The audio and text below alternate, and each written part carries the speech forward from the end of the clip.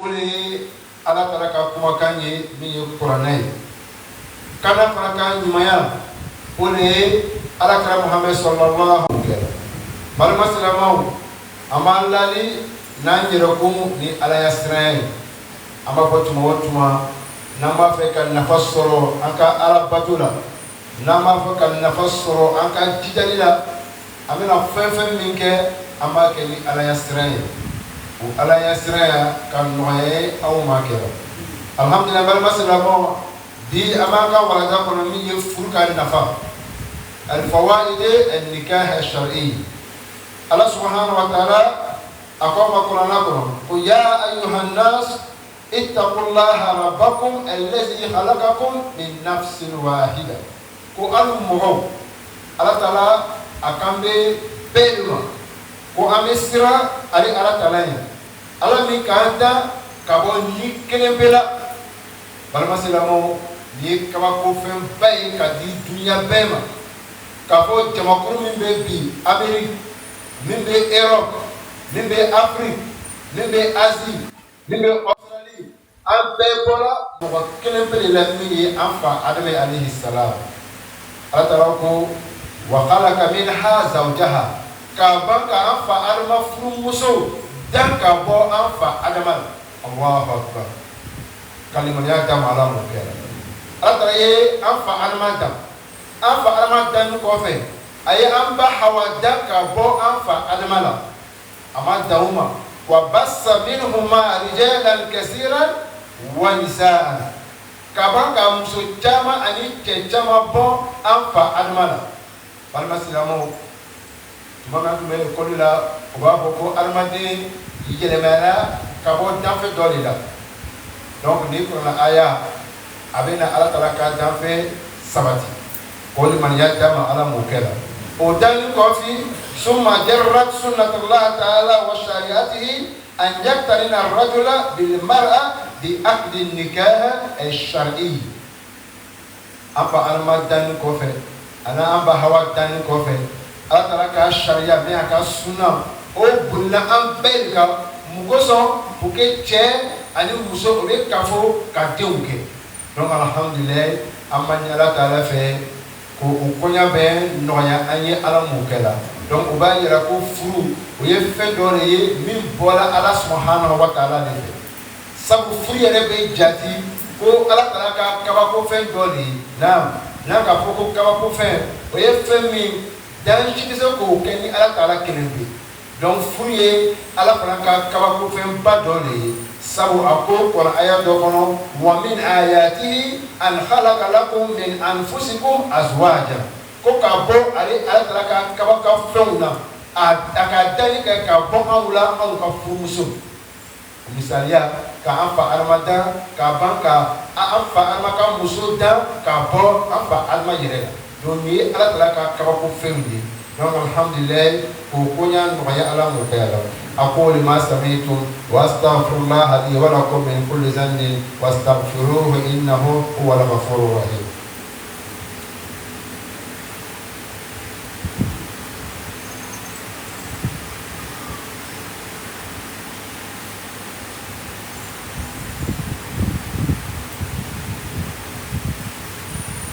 Alhamdulillah, louange et gloire à Allah. Celui-là même qui s'est attribué la grandeur et l'orgueil.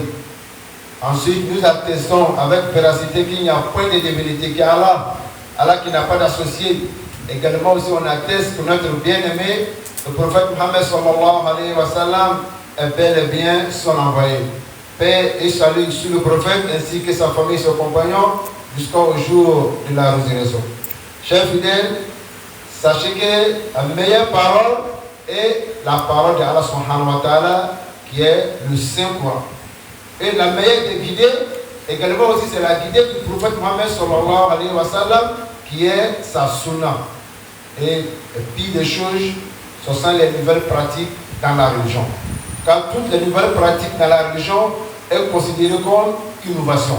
Et toute innovation aussi est considérée comme source d'égarement. Et toute source d'égarement également aussi va à l'enfer, car elle nous donne la bonne compréhension. Chers fidèles, je vous exhorte et ma propre personne par la crainte d'Allah.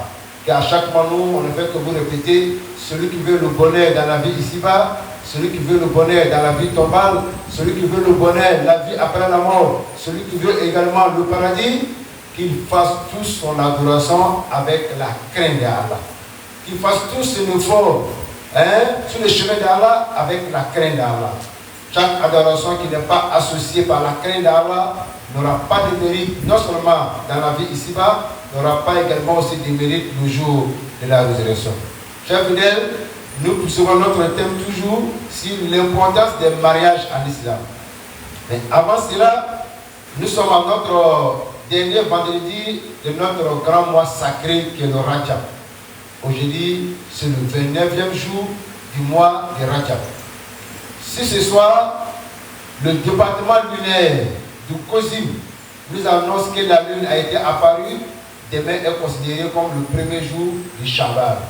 Par conséquent, si la lune n'a pas été vue aujourd'hui, même si la lune est sortie, malheureusement nous on n'a pas vu ça ici à Alhamdulillah, on considère que nous allons compléter le Rajab demain 30 et le dimanche sera le premier jour. Voilà une très grande facilité. Mais à chaque mois, sur nous les musulmans, on va s'injurer, on va se manquer de respect. Le Ramadan, la lune n'a pas été observée, ceci, cela. Subhanallah. Soyez patients. Car là, nous l'avons compris ensemble.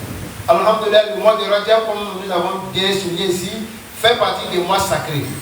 Et c'est ce mois de Rajab que la plupart des savants ont dit que le prophète Mohammed sallallahu alayhi wa sallam a effectué son voyage nocturne dans ce mois de Rajab. Mais nous, on dit et on précise toujours, il n'y a pas un indice qui mentionne cela. Il se peut que le prophète sallam a fait ce voyage-là dans ce mois de Rajab. Mais ce qui est sûr et certain, le prophète sallallahu alayhi wa sallam a été reçu auprès d'Allah subhanahu wa ta'ala. Le prophète a fait ce voyage nocturne. Parce que même dans le Saint-Coran, il y a une surah qui est intitulée Surah al-Isra, surah du voyage nocturne, Inch'Allah. Chers fidèles, c'est le plus grand événement que le monde a connu. Il n'y a pas d'événement qui est plus important que ce voyage nocturne du prophète Mohammed sallallahu alayhi wa sallam. Au Maroc, il y a un élève comme ça, un étudiant qui allait dans un madrasa, allait trouver le cheikh en train d'enseigner ses élèves du Sahih Bukhari, le livre de Sahih al-Bukhari. Il dit, vous êtes là ici en train de lire Sahih Bukhari, pendant que les Occidentaux sont allés sur la lune, ils vont à l'espace, et vous êtes ici encore en train de lire Sahih Bukhari. Le cheikh le regarde, il dit, El-Makhlouk, Zahaba ila al-Makhlouk. Il dit, une créature est partie sur une autre créature. Il y a quoi de neuf dedans? Des humains, ils sont des créatures d'Allah. La lune fait partie des créatures. Donc, créature est partie sur une créature. Nous, on veut aller chez Allah subhanahu wa ta'ala. C'est ça qui est plus important. Donc, alhamdoulilah, ce qui se passe, ils ont fabriqué des fusées, ils ont fait ceci. Tout ça, ce sont des créatures. Nous, on veut aller auprès d'Allah subhanahu wa ta'ala. Allez trouver Allah, il est satisfait de nous. Allez trouver le prophète nous accueille. Surtout, le prophète va nous servir de mar au Kawsar. C'est ce que nous demandons. Mais on ne peut pas appliquer cela si on ne connaît pas notre religion. Donc ce voyage nocturne a eu lieu et c'est surtout parmi le plus grand événement de ce voyage nocturne, c'est le fait qu'Allah même subhanahu wa ta'ala a donné les 5 prières au prophète sallallahu alayhi wa sallam au cours de ce voyage-là. Voilà pourquoi la prière surpasse toutes les adorations de l'être humain sur terre. Il y a d'autres pratiques qu'on peut faire. On peut avoir les mérites plus que la prière, mais la prière reste même, c'est notre base de données. Sans la prière, il n'y a pas autre pratique qui sera acceptée auprès d'Allah. Le prophète est sur la terre, on lui a donné la profession de foi. Sur la terre, on lui a donné la zakat. Sur la terre, on lui a donné quoi? Le jeûne du mois de Ramadan. Sur la terre, le hajj, le pèlerinage. Mais la prière, non. Tellement c'est important. Allah subhanahu wa ta'ala a invité le prophète sallallahu alayhi wa sallam, premier ciel, deuxième ciel, jusqu'au 7e ciel, même dépasser cela. C'est en dépassant cela que Jibril alayhi salam s'est arrêté. Et le prophète lui dit, c'est à cet endroit-là qu'un ami va laisser son ami. Tu m'as pris à la Mecque. jusqu'à la mosquée de Jérusalem. De là au premier ciel, deuxième ciel. Et chaque ciel équivaut à 500 ans de marche. Et c'est à cet endroit que tu vas me laisser.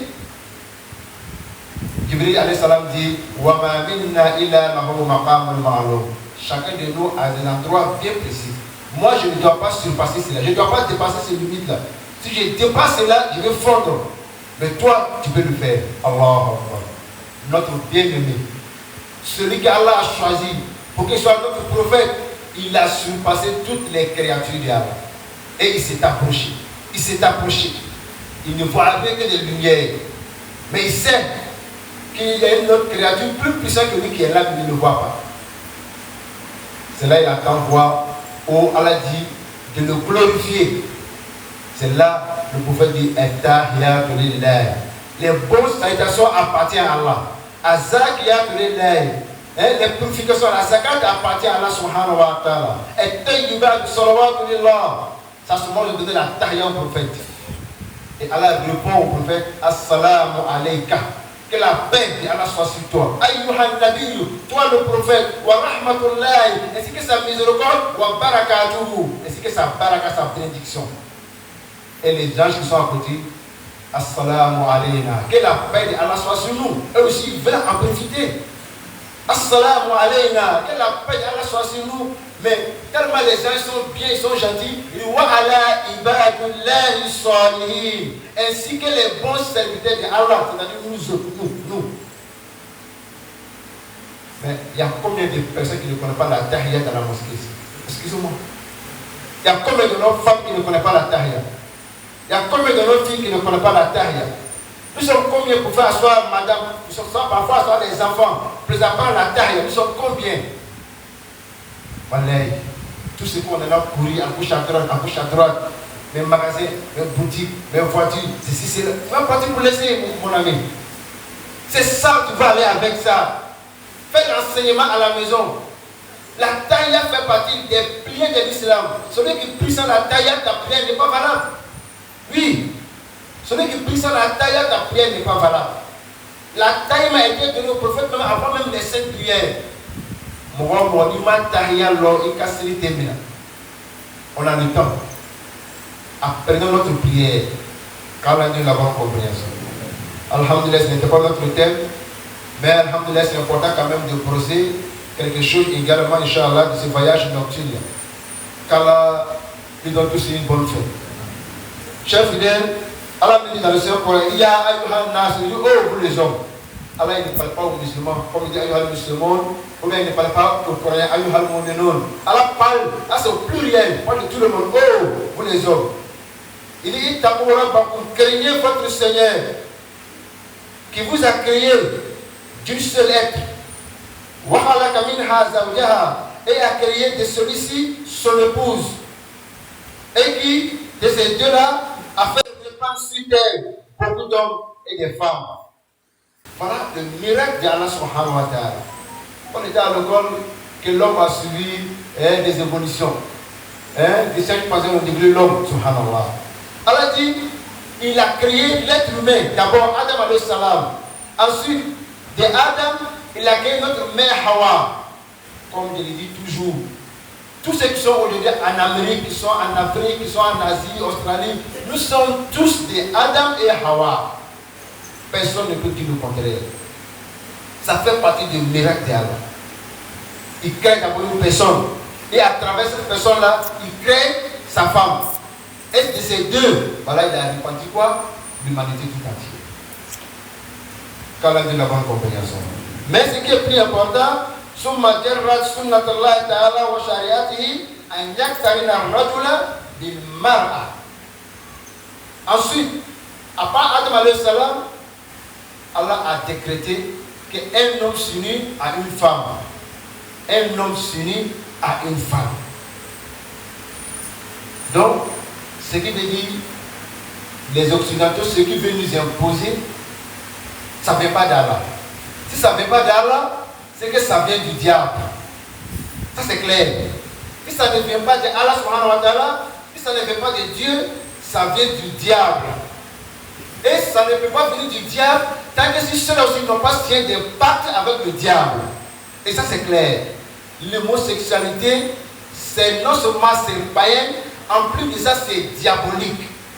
C'est aussi diabolique. On dit ça et on précise, c'est diabolique. Quiconque pratique cela, il a signé un pacte avec le diable. Et tu es maudit. Dans la charia, même ce qui est encore plus grave, lorsqu'on attrape un fornicateur, s'il n'est pas marié, on le foie sans coup. S'il est marié, on le exécute dans un pays islamique. Ça, il faut que je précise, dans un pays islamique.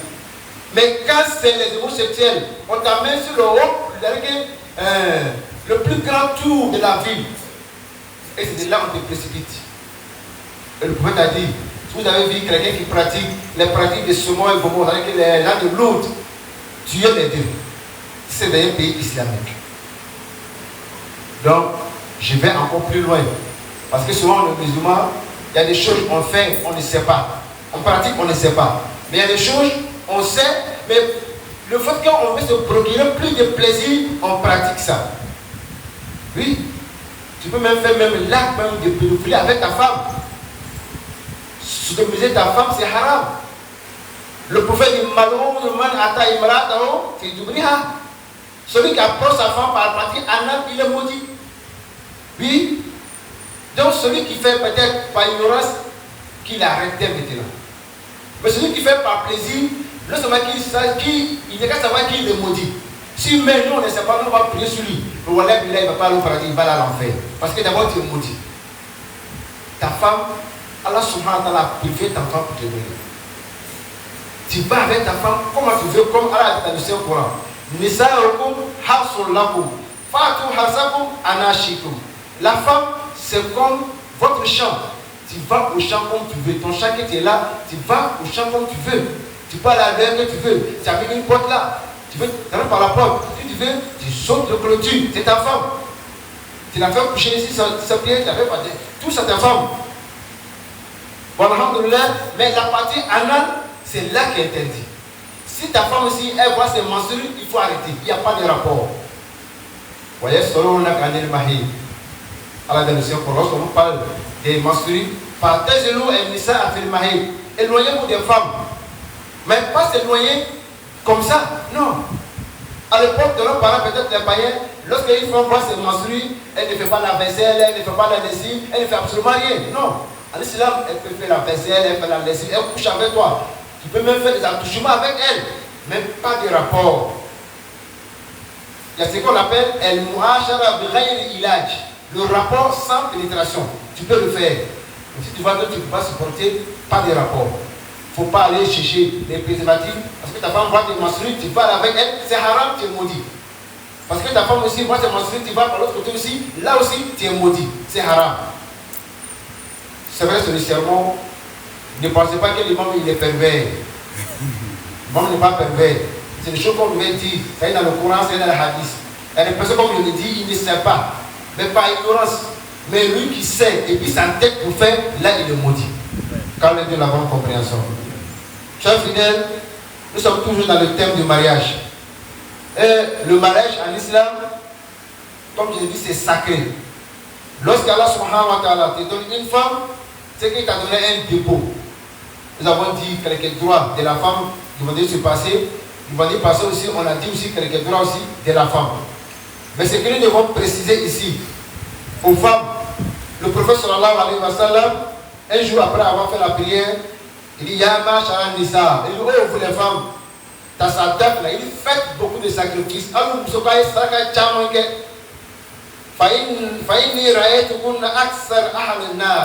Parce que j'ai vu la majorité des habitants de l'enfer sont des femmes. Allahu Akbar.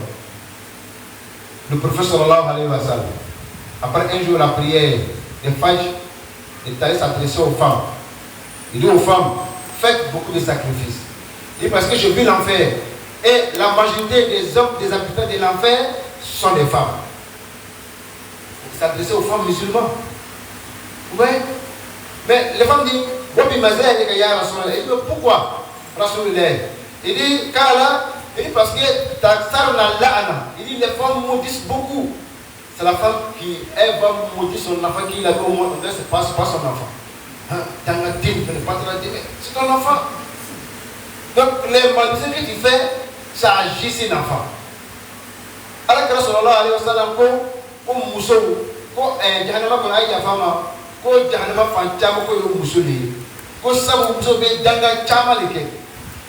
Aflana, Watakfar dans l'Achira, c'est-à-dire les femmes aussi, beaucoup ne sont pas reconnaissants. C'est-à-dire que Moussou, Chamay, c'est qu'il le monsieur a fait comme du bien, elles ne sont pas reconnaissantes. Mais l'homme, tu dois t'attendre à ça. Voilà, l'homme, tu dois t'attendre à ça. J'ai dit, ne mettez pas trop de pression sur nos femmes. Parce que les femmes n'ont que ça te dire, voilà, acte là. L'idée que toi, tu as ton intelligence, c'est comme la femme à son moitié. Toi, ta religion, la femme à moitié. Parce que la femme, il y a des moments qu'elle ne brille pas. C'est la femme qui voit ses menstrues, elle ne brille pas. C'est elle a accouché, elle ne brille pas. Donc le fait que la femme, même si elle est sortie de l'homme aussi également, elle n'a pas de toi ton intelligence. Donc ne mettez pas trop de pression sur la femme. Parce que la femme, naturellement, elle est ingrate. C'est ce que le professeur m'a dit. Attends, l'homme. Mais toi, la femme, toi, l'homme, si tu as tête, assume également aussi, toi, avec ta femme, vous allez être responsable des manques de réussite de vos enfants. Ta femme te met en colère. Tu prends ça comme ça. Parce qu'elle n'est pas parfaite. Donc il faut prendre ça comme ça. Donc, quand même de la bonne compréhension. Mais n'oubliez pas également que la première créature qui se convertit à l'islam, c'est une femme. Awwal man aslama fil islam, mara. La première personne qui se convertit à l'islam, c'est une femme. Khadija. Première martyr à l'islam également aussi, c'est une femme. Soumaïla, la mère d'Ammar de Yasser. Et pour terminer, celui que le prophète aime le plus que toute l'humanité, c'est une femme. Sa fille Fatima. Donc, on va accepter cela aussi, Inch'Allah. Quand on a la bonne compréhension. Ce n'est pas une course, ce n'est pas, comment on appelle, mais c'est simplement des valeurs qu'elle a données à d'autres. Alhamdulillah, c'est que nous devons dire, pour terminer, le prophète sallam, tellement a béni le mariage, puisqu'il a dit, celui qui s'est marié, c'est comme s'il a gagné la moitié de sa religion. Tout dépend de ce qu'il fait, Allah est multiplié. D'autres savants même dit, celui qui, quand un marié fait 2 rakats, il a plus de mérite que 700 rakats d'un célibataire. Là, c'est grave. 2 rakats d'un homme marié, il a plus de mérite que 700 rakats. C'est comme si les célibataires ne font pas, ils vont briller encore. Donc, on a la bonne compréhension. Mais en même temps, également, Inch'Allah, celui qui a la facilité pour avoir une femme, s'il a les moyens, il n'est qu'à prendre Dieu. De nos jours, ça devient une obligation. Une femme qui empêche son mari de prendre une deuxième femme, surtout si elle allait voir les charlatans et puis ils ont empêché ça, il se peut qu'elle ne peut pas voir le paradis. Parce qu'il n'y a pas de jour où les femmes sont solidaires que d'empêcher leur mari d'avoir une deuxième femme. Voilà. C'est dans ça, oui, je connais un tel, alors là-bas, je connais un tel. Elle va prendre tous ces objets. Pourquoi? Mais elles sont d'accord pour que son mari ait des copines dehors, des maîtresses. Mais pourquoi une femme à la maison où il y a halal là, elle n'est pas prête? Quelle ignorance. Quelle ignorance. Normalement, la femme même doit faire droit. Elle donne le moyen à son mari pour qu'il prenne une deuxième femme. Normalement, une femme qui a la foi, elle doit faire ce droit-là. Elle doit enchaîner pour ça. Mais jusqu'à le monde va finir, les femmes ne vont jamais faire ça. Parce qu'elles ne supportent pas cela. Mais on c'est quelque chose qui est normal. Quand on a la bonne combinaison. Alhamdulillah, évitez de dire qu'on connaît trop la femme. Évitez aussi de trop surveiller la femme. Je ne dis pas de ne pas être jaloux. Être jaloux, c'est normal, c'est la sunna. La femme ne doit pas aller dans l'endroit où toi tu ne sais pas où elle ne t'a pas donné la permission. Mais surveiller la femme. Et puis tu dis que moi je connais trop la femme. Voilà, tu ne connais rien de la femme. Voilà. À l'époque, il y a un homme qui allait étudier. Il a fait 6 mois de voyage. Donc il dit que 1 an. Il allait voyager. Lui, il allait faire des recherches sur les femmes. À son retour, avant d'entrer dans son village, il a passé d'abord 2 autres villages. Avant d'entrer dans son village. Donc il a arrêté. La femme lui a demandé, ah, on doit pas un voyageur, où tu es, Il dit non, ici à étudier. Il dit, mais quelle étude, qu'est-ce que tu as fait? Il dit, ça étudier des femmes. Il n'y a pas quelque chose que les femmes font dans la vie que moi je ne connais pas. J'ai étudié femme de A jusqu'à Z. La femme, comme elle était au bord du puits, elle est d'accord. Elle a puisé l'eau et elle s'est arrêtée. Elle a commencé à crier. Elle a commencé à crier. Elle pleure. Elle s'est lamentée et puis elle déchire ses habits. Le monsieur dit à quoi? Il dit, toi, tout à l'heure, les villageois vont sortir. Quand ils vont sortir, je vais dire que tu voulais me violer. Je vais voir dans ton livre là, quel argument tu vas sortir pour répondre à cela. Il n'y a personne. Le monsieur s'est mis à genoux. Il a demandé pardon. Il a demandé pardon. Donc l'eau qu'elle a fait m'accuser, elle a pris l'eau là, elle a versé elle-même. Quand les hommes sont arrivés, l'homme a dit qu'on a réunissé ce monsieur-là. Il s'est tombé dans le puits là, c'est le monsieur qui m'a fait sortir. Il s'est tombé dans le puits là, c'est le monsieur qui m'a fait sortir. Vraiment, c'est un brave, c'est un courageux. Donc, les livres que ce peuple-là, il allait, tu vois, c'est un peuple. C'est les livres qu'il allait chercher là, il a tout jeté. Il a tout jeté. Donc, en alhamdoulilah, c'est pour dire, les femmes, elles ont pitié de nous. Par exemple, quelqu'un qui te voit nu là, tu peux rien contre elle.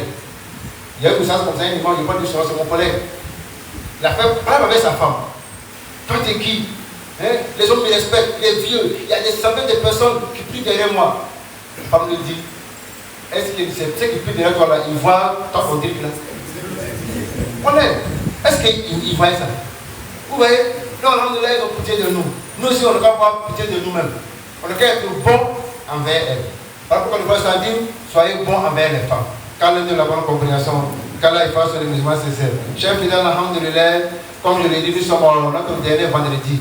C'est le moment de faire nos efforts. Ceux qui ont crédit des jeunes, c'est le moment de rembourser. Surtout nos mamans, nos soeurs, nos épouses qui sont à la maison, c'est le moment de faire nos efforts. Il faut les blaguer pour qu'ils remboursent ces jeunes-là. Parce que s'ils ne remboursent pas, comme le mari également, si tu es responsable. Hein? Le temps passe vite. C'est comme si c'était avant-hier même, on a gêné le ramadan passé, et voilà, en même temps, alhamdoulilah, dans un mois, le ramadan. Et c'est comme ça qu'on va s'approcher d'Allah subhanahu wa ta'ala. Mais soyez sûrs et certains qu'il y a un ramadan que nous, on ne va pas voir, soit on ne va pas terminer. Il y a plusieurs personnes qui ont gêné le ramadan passé avec nous. Mais actuellement, ils sont où? Ils sont partis. Donc nous également aussi, il se peut qu'il y a des ramadans, qu'on ne va pas voir, ou on va commencer, on ne va pas terminer. On n'a qu'à être bon sur le droit chemin. Surtout, on n'a qu'à faire du bien.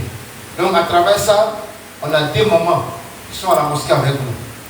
Il y a une dans le quartier, on la soutient beaucoup. Chaque fin du mois, certaines personnes apportent des sacs de riz. Et vous voyez, actuellement, alhamdoulilah, ce n'est pas facile. Donc, le mois est fini, elle n'a pas encore reçu le sac de riz. Donc peut-être s'il y a un fidèle, après la prière, que vous apportez un sac de riz, même si c'est 25 kilos, ça sera la bienvenue. Dans le cas contraire, on va faire quelques isha avant dans la mosquée pour pouvoir soutenir notre maman. Les maris sont décédés, ils ont des enfants à leur charge, ils ne travaillent pas. Donc, alhamdoulilah, les responsabilités, ça nous incombe. Il faudra qu'on les assiste. Et si on les assiste, Inch'Allah, notre récompense, Inch'Allah, incombe Allah subhanahu wa ta'ala. Qu'Allah donne la bonne compréhension, qu'Allah efface les musulmans sincères, qu'Allah nous élève à travers l'islam. Allahumma a'iz al-islam wal muslimin, wa azil al-shirk wal mushrikin, wa dammir a'da ad-din. Allahumma ayatahu minna fa'iyya al-islam, wa man tawafata minna fatawaffa al-iman. اللهم فرج هم المهمومين ونفس كرب المكروبين واقضي دين المدينين ويسر امور المسلمين واشفى مرضى ومرضى المسلمين. اللهم اجعلنا من كل هم فرجا ومن كل ضيق مخرجا. سبحان ربك رب العزة عما يصفون والسلام على المرسلين والحمد لله رب العالمين. قوموا الى الصلاة.